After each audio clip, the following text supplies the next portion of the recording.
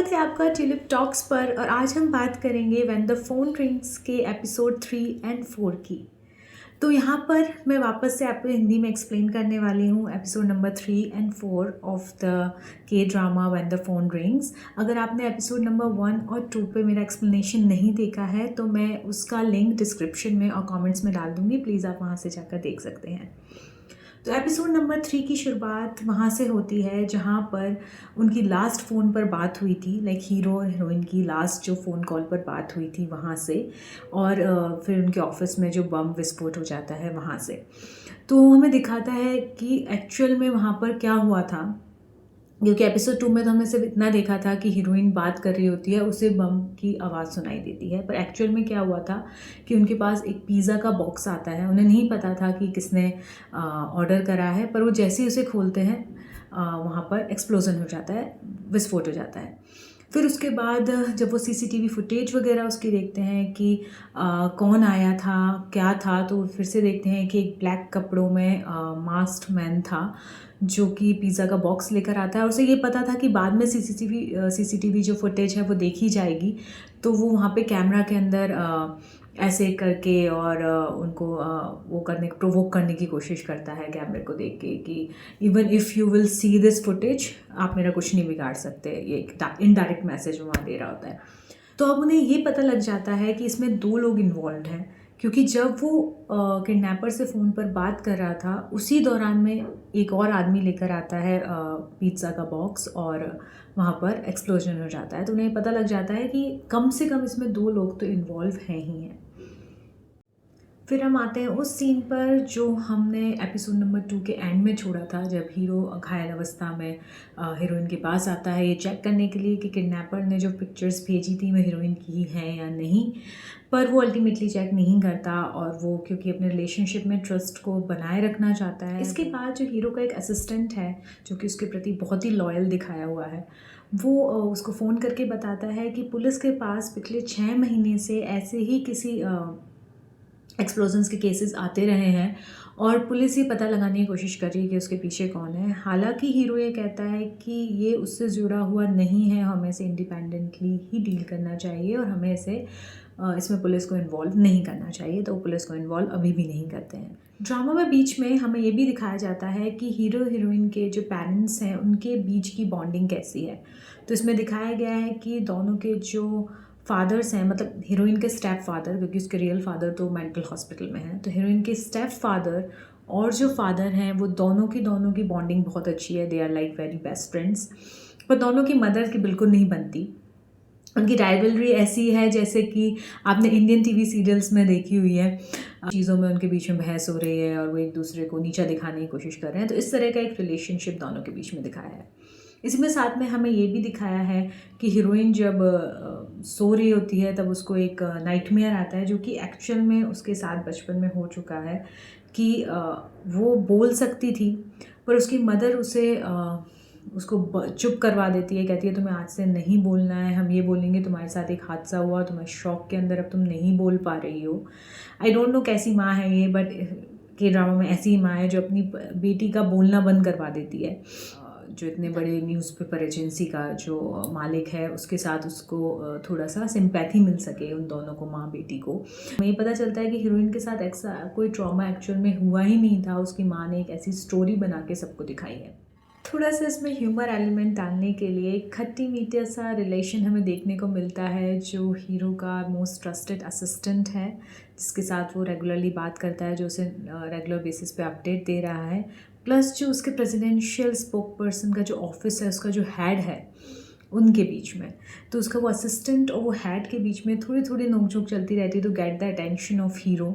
और उसमें ये थोड़ा सा इसमें हमें कॉमिक एलिमेंट डाला गया है ताकि हमें। इसके बाद हीरो हीरोइन से उसका मोबाइल मांगता है टू चेक कि उसके अंदर कोई हैकिंग वगैरह हुई है क्या, कि कहीं ऐसा तो नहीं उसकी कुछ फ़ोटोज़ जो किडनैपर को मिली हैं वो इस वजह से क्योंकि उसका फ़ोन हैक हो चुका है। तो हीरोइन अपना फ़ोन हीरो को दे देती है उस टेस्टिंग के लिए। बाद में हीरो जो है चुपचाप से हीरोइन की चैट्स भी उसमें से पढ़ना शुरू कर देता है, जो कि उसे नहीं करना चाहिए था, बट वो करता है आउट ऑफ क्यूरियोसिटी। तो उसे उसके हीरोइन के पुराने जो फ्रेंड है, सांगवू उसका नाम है, उसकी कुछ चैट्स मिलती हैं जिसके अंदर उसको एक फ़ोटो भी मिलती है उनकी एक पुरानी, जिसके अंदर किसी केयर सेंटर में बच्चों के साथ काम कर रहे थे। वो फ़ोटो देखता है, प्लस उसे ये भी पता चलता है कि उन्होंने किसी होटल में, किसी रेस्टोरेंट में अपना रिजर्वेशन कराया है लंच का। तो हीरो अपना भी रिजर्वेशन उसी रेस्टोरेंट में कराता है with the anchor of the show, जिसके साथ आपने हीरोइन को फर्स्ट एपिसोड में देखा था इंटरप्रेट करते हुए साइन लैंग्वेज में, जब वो न्यूज़ रीड कर रही थी।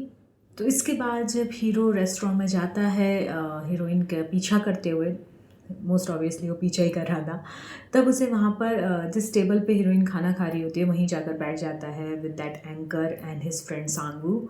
और उसको यहाँ दिखाया जाता है कि he is getting very jealous, क्योंकि उसे ये दिख रहा है कि उसकी पत्नी की बॉन्डिंग उसके फ्रेंड के साथ ज़्यादा है ना कि उसके साथ। बाद में वो उसके साथ झगड़ा भी करता है privately, not in front of others. तो मुझे ऐसा लगता है कि मैं तुम्हें अभी तक अच्छे से नहीं जानता, ना तुमने मुझे कभी अच्छे से जानने की कोशिश की है, जबकि हम एक दूसरे को 30 साल से जानते हैं। तो हमें ये पता लगता है कि वो बचपन से एक दूसरे के साथ रह रहे थे। हालांकि हमें के ड्रामा के आगे एक सीन में भी उनका एक बचपन का सीन दिखाया जाता है, जिसके अंदर हीरो है वो अपनी माँ के साथ खुश नहीं है, उसकी माँ उसके ऊपर बहुत ज़्यादा स्ट्रिक्ट है, वो उसे फोर्स कर रही है कोई एक चीज़ खाने के लिए, कह के कि मेरे बेटे को ये पसंद है। तो हमें शायद डायरेक्टर यहाँ पर हिंट दे रहा है कि ये उनका असली बेटा नहीं है, उनका कोई और बेटा था, इसको शायद उन्होंने उसकी जगह पर अडॉप्ट कर लिया है और अब वो उसको फोर्स कर रहे हैं कि वही सब चीज़ें करें जो उनका असली में बेटा करता था। तो वो बहुत ज़्यादा परेशान होता है, अकेले में बैठा हुआ होता है। तभी वो देखता है कि हीरोइन जो है वो भी अपनी माँ से परेशान है, क्योंकि उसकी माँ उसे डांट रही है कि तुम अपनी बहन की तरह इतनी सोफिस्टिकेटेड क्यों नहीं हो, मुंह में खाना भर के खा रही हो, उसे देखो कितने अच्छे से रहती है। तो यहाँ पर हीरोइन को लेकर आता है अपने साथ, और दोनों चुपचाप एक जगह बैठकर खाना खाते हैं और दोनों के बीच में एक दिखाया जाता है एक बॉन्डिंग का मोमेंट।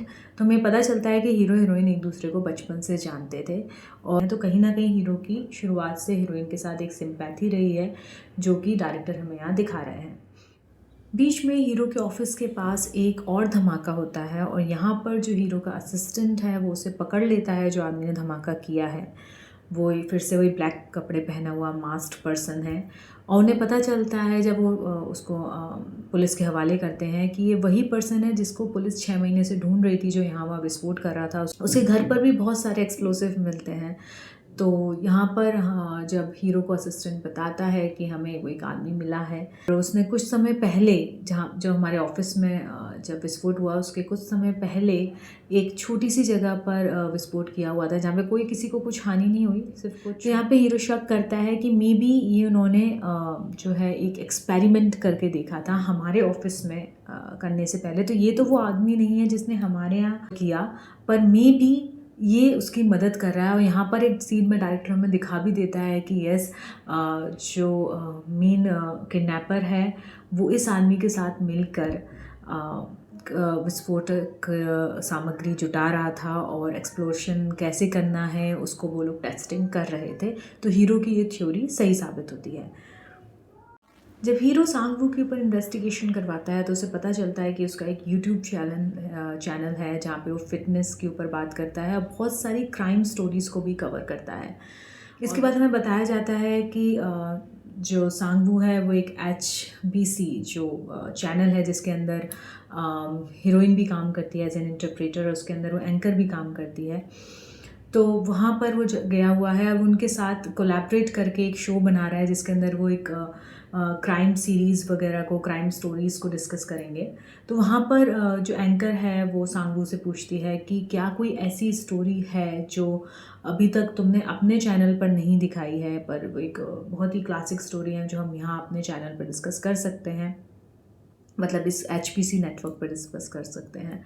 तो सांगू बताता है कि हाँ, उसकी खुद की एक पर्सनल बचपन की स्टोरी है। ही वॉज एन ऑर्फन, वो एक अनाथ था, और वो एक अनाथालय में ही रहता था, और वहाँ पर उसके टाउन में एक बहुत बड़ा मैंशन था, और उस मैंशन में एक बार ऐसा हुआ कि उस मैंशन का जो छोटा एक मालिक था, मतलब उसी की एज का जो लड़का था, वो वहाँ आता है और दोनों साथ में खेलना शुरू करते हैं। पर एक बार ऐसा कुछ होता है कि वो उसके घर में कुछ ऐसा देख लेता है जो कि बहुत ही ज़्यादा डरावना था, जो कि बहुत ही ज़्यादा खतरनाक था।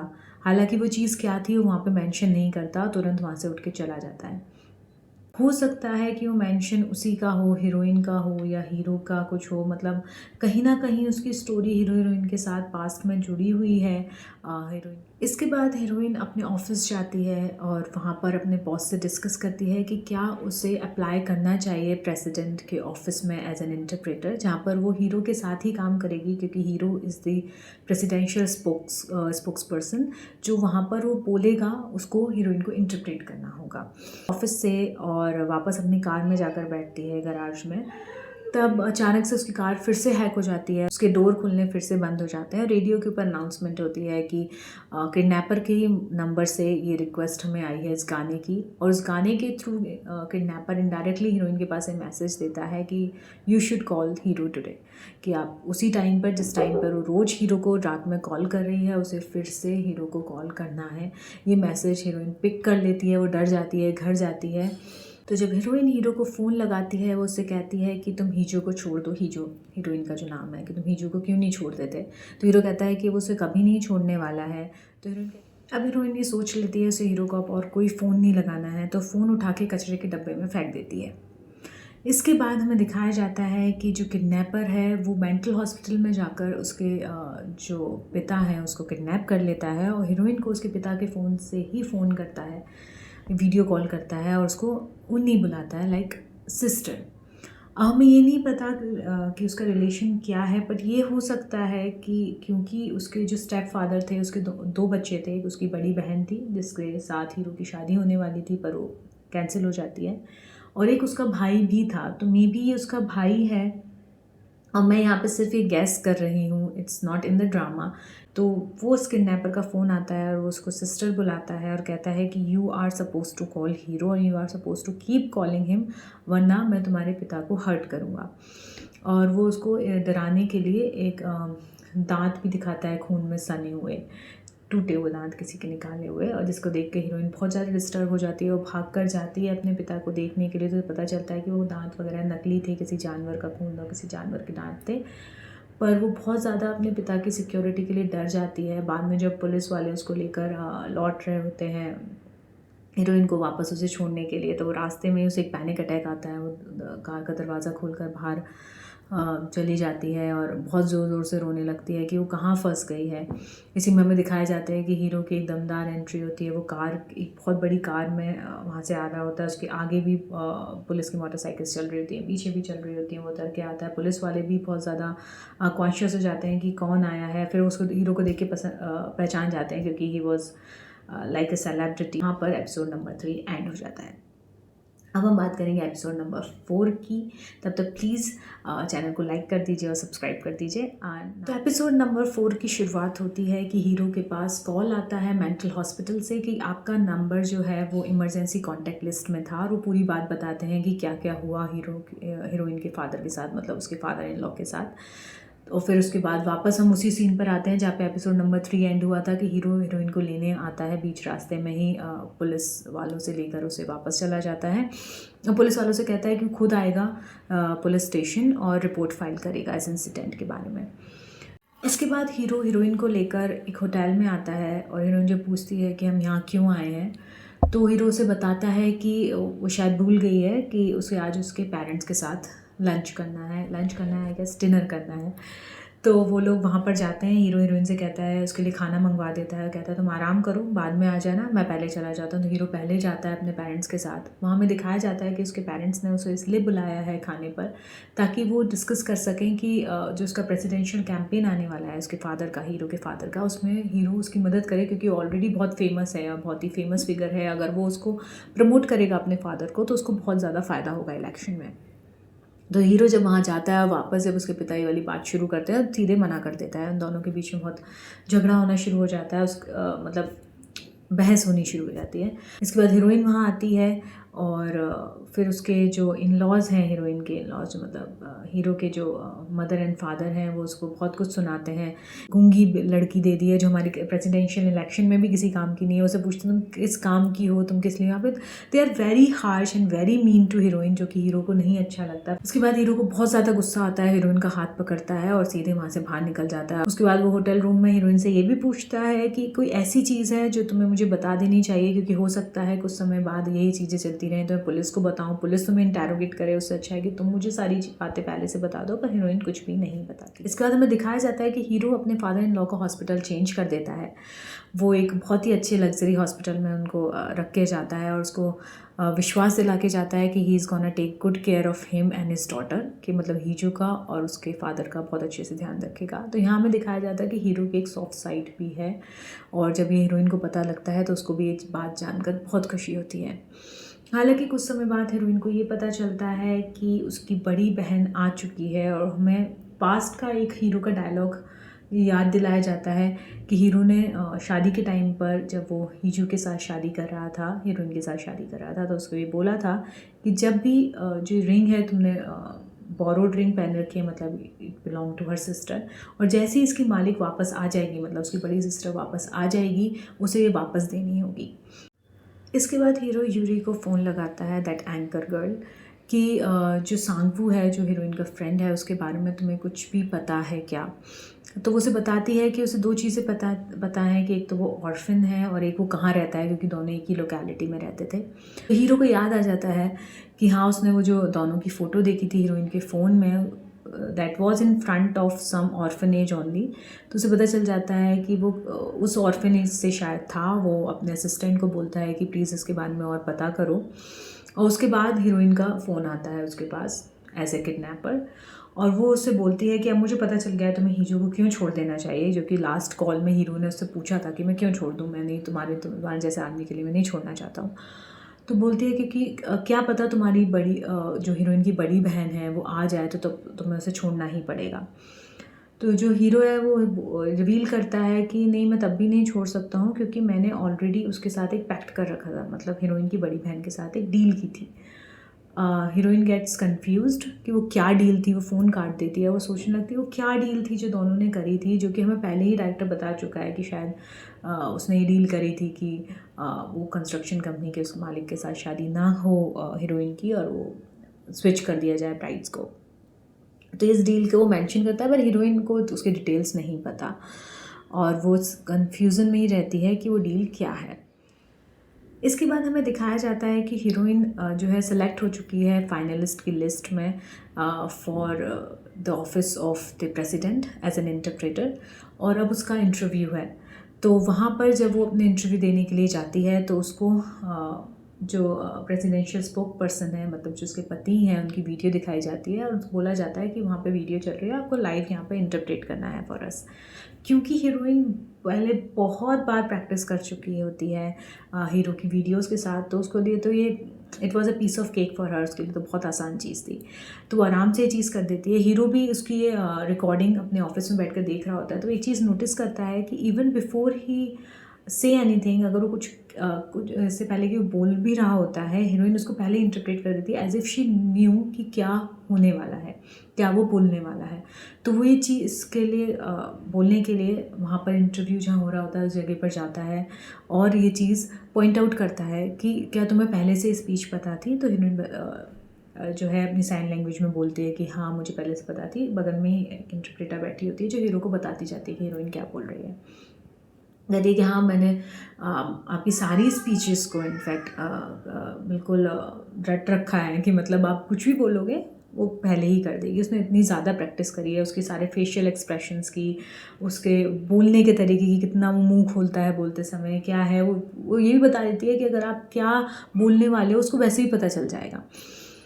तो जो हीरो है he got very amazed with this, और फिर उसके बाद वो कहता है कि ठीक है, अब मैं इस समय कुछ बोलता हूँ, क्योंकि मेरे पास सारी स्पीचेस तो मैं याद है, मैं इस समय कुछ बोलूँगा, यू हैव टू इंटरप्रेट।